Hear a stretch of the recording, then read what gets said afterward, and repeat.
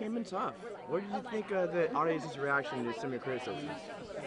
I'd like to think of this job as I'm just being Captain Obvious. I mean, I'm just saying what I see. You know, this is not a secret. You know, somebody who watches performances who haven't danced before, for them, they look at it and they go, I'm not really sure what I'm seeing, but it looks pretty.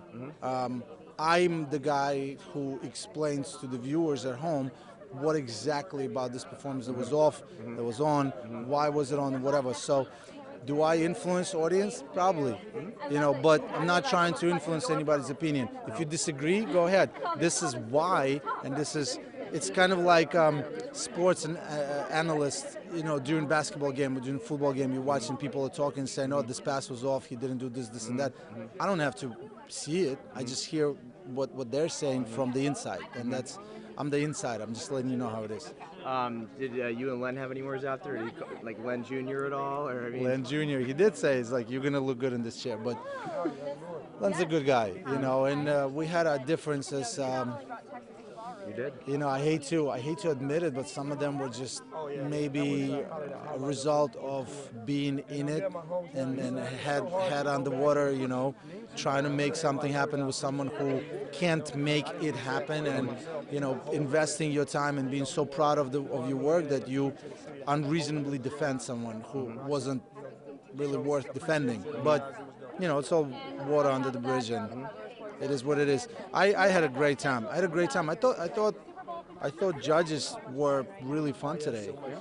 You know, I don't know if maybe I have something to do with it, maybe not, but I had a great time. I certainly think you've been a good addition to the JT table. I want to see you up there more often. That's for sure. Thank you, thank you. I don't know if the pros won, but that's true. Because you can't talk back at me, and I wish, you know, they did, but it's not the type of show that we're on. But they can't, because I take away the ability to say you're wrong and this is why. Because in my criticism, I include factual statements of why I'm saying this.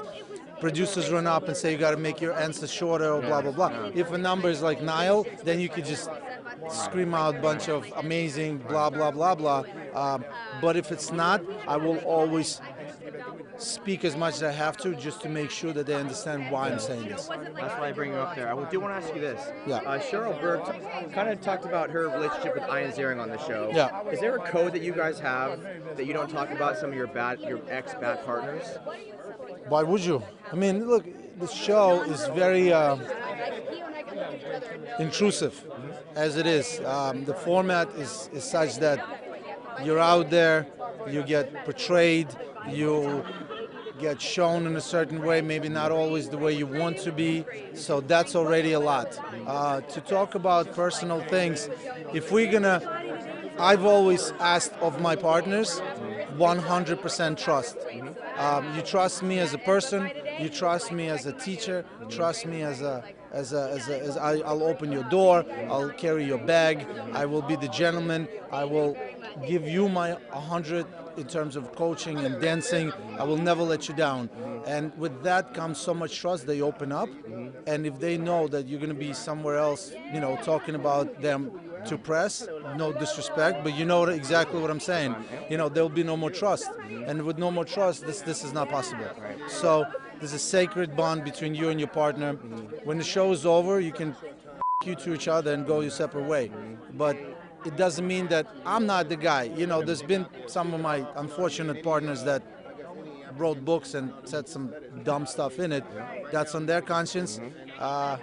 Metaphorically, when I'm, you know, when there's a judgment day coming, my conscience is crystal. Good.